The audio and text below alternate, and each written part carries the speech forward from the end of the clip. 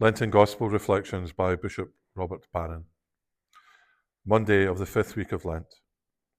Jesus went to the Mount of Olives, but early in the morning he arrived again in the temple area, and all the people started coming to him, and he sat down and taught them. Then the scribes and the Pharisees brought a woman who had been caught in adultery and made her stand in the middle. They said to her, "Teacher, this woman was caught in the very act of committing adultery.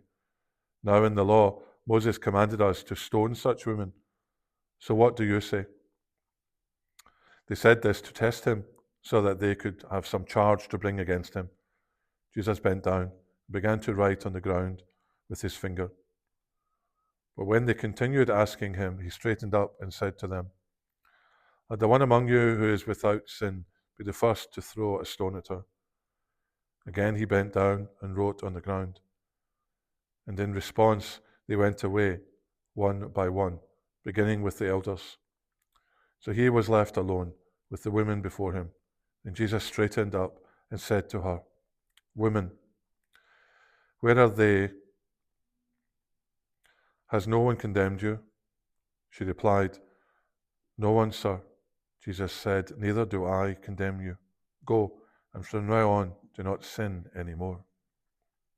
Friends, today's Gospel presents the story of the woman caught in adultery, which is one of the clearest demonstrations of what Catholic philosopher René Girard called the scapegoat mechanism.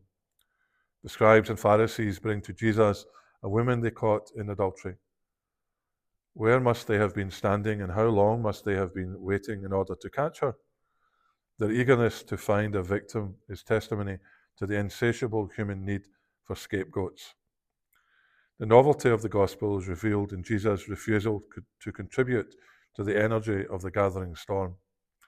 "Let the one among you who is without sin be the first to throw a stone at her." Jesus directs the energy of scapegoating violence back towards the accusers.